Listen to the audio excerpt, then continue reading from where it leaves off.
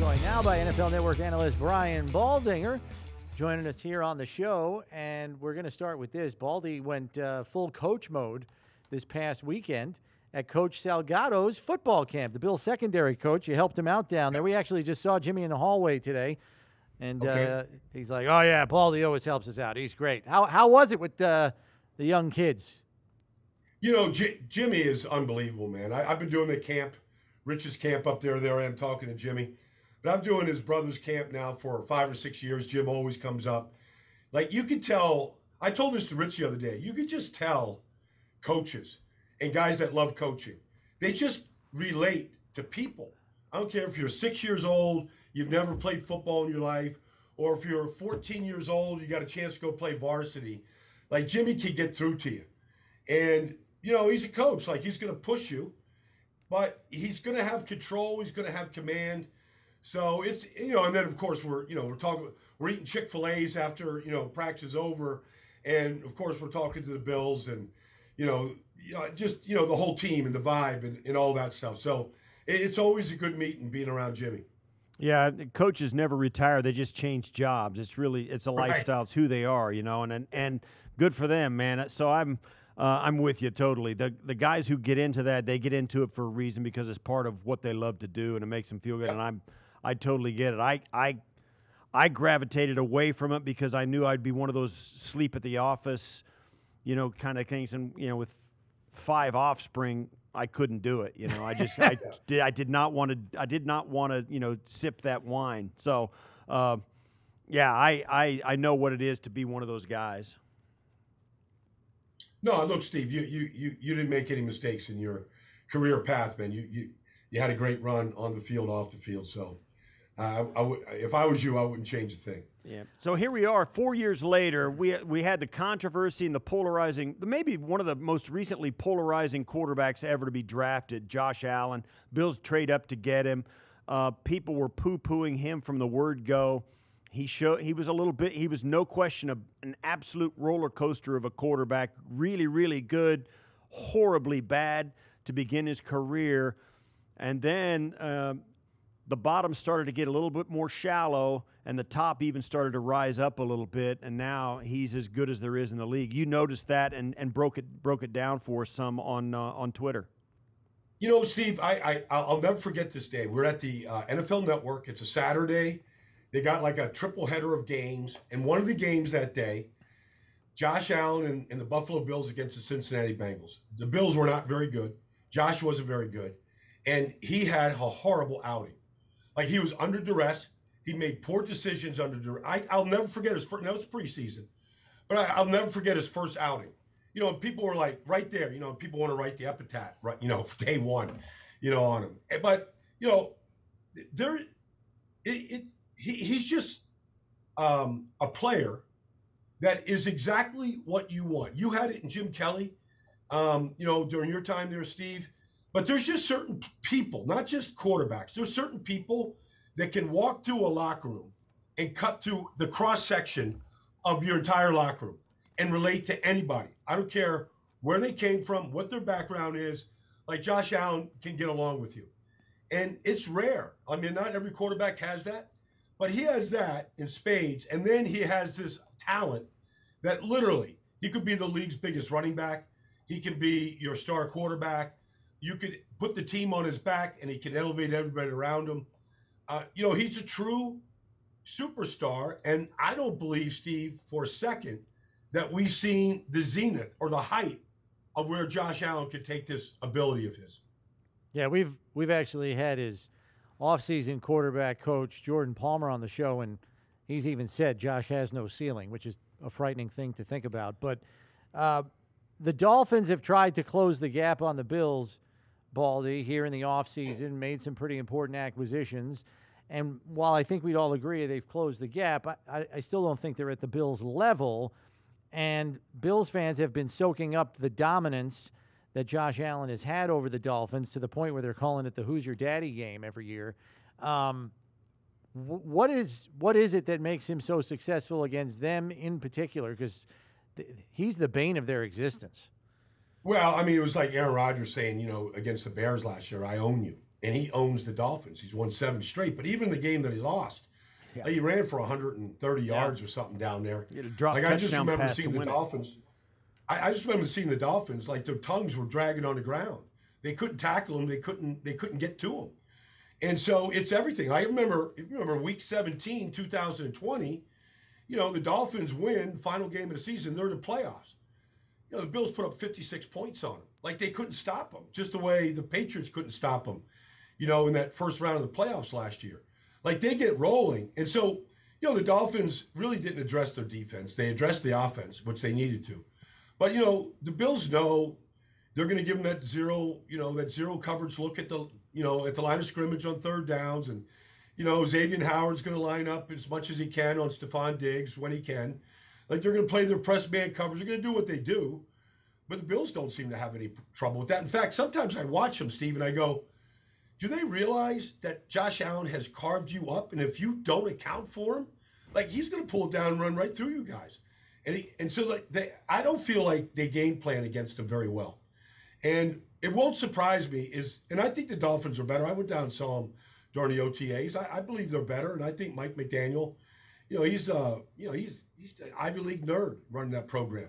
But he's a likable guy. I like Mike. I think he'll bring a lot to that team. They've upgraded the offense, but I don't believe the Bills should fear the Dolphins for 1 second right now. What do you think about Mike McDaniel, the head coach? We here in Buffalo have gotten a very brief looks at him, snippets of him. How is this offense going to change or look different? I know we all believe in Western New York that Tua is the limiting factor, and we were interested to see what Mike McDaniel will do with Tua's skill set. Well, one thing about Mike is he's a game planner, Steve. He's not like, okay, this is our offense. We're just going to line up and, much like Marv Levy ran at Buffalo, like beat us. This is what we're running. He's going to game plan week to week, much like Belichick has throughout his career.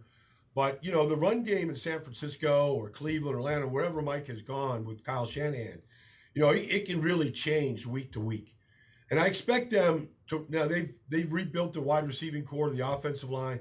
Like every single position group in offense has been rebuilt, just talent-wise. But I believe that, the emphasis on running the ball will be there. And Tua will be a little part of that. Like there'll be some read options and some stuff they do with them. But I believe that that's going to be their emphasis, is to be able to run the ball. And so I'm anxious to see that. Like everybody will talk about Tyreek and Jalen Waddle and, Mike Gesicki, a franchise player. All that stuff is there. It's true. But like the foundation of what they're going to do is they want to be able to run it and control it on the ground. And a lot will come off of that. And Tua should benefit by that. But like I'm a Tua fan. He's mechanically very sound. He hasn't had good talent around him. But it's a big year for him. They got a new coach and a new system, and you can't surround the quarterback a whole lot better than what they've done this year. All eyes are on him. Can he win in the fourth quarter? Can he win in the red zone? Can he get to the postseason? Because ultimately, as Josh Allen knows, and as you know, Steve, you are only going to get evaluated by how you perform in the postseason. Baldy, I know in one of your recent breakdowns, you were extolling the virtues of one Ryan Bates, who stepped in last year and played admirably down the stretch after Ike Butker was lost to an Achilles injury. It looks like going into camp, the right guard job is his to lose.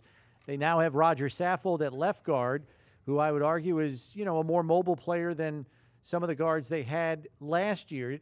Can we infer anything from the fact that maybe the guard tandem is more mobile than it's been in the last year or two, and what we can anticipate from Aaron Kromer and maybe some of the blocking schemes they're in going forward? Well, everything you just said, I agree with. Okay, Roger Saffold has been a great player in this league. The Rams still haven't replaced him, and then Tennessee and, you got the rushing title. I mean, Roger Saffold is a big part of that. Aaron Kromer is a great coach. He's a great technician. Like, I'm a big, big believer in Aaron Kromer. And then what Ryan Bates has done is really what the Bills, to me, you could talk about Josh Allen, and that's great. But the one thing about the Bills under Sean McDermott is, and this is, you can't argue against this, they develop players. Like, I don't care who it is. If it's Gabriel Davis, a 4th-round pick, or Dawson at tight end, a 3rd-round pick.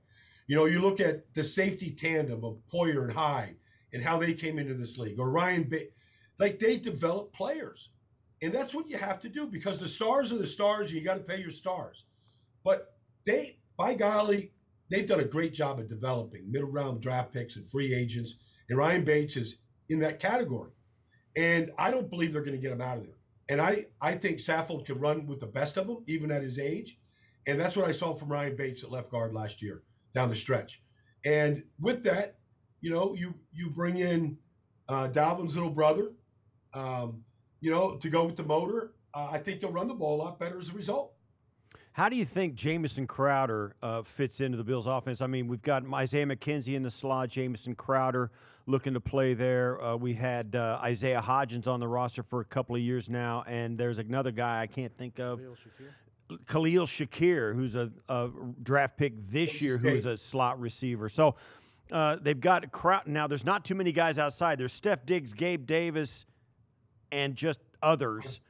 So, you know, McKenzie's a slot guy, Crowder. But Jamison Crowder's been an intriguing guy because he's hurt the Bills in his time with the Jets.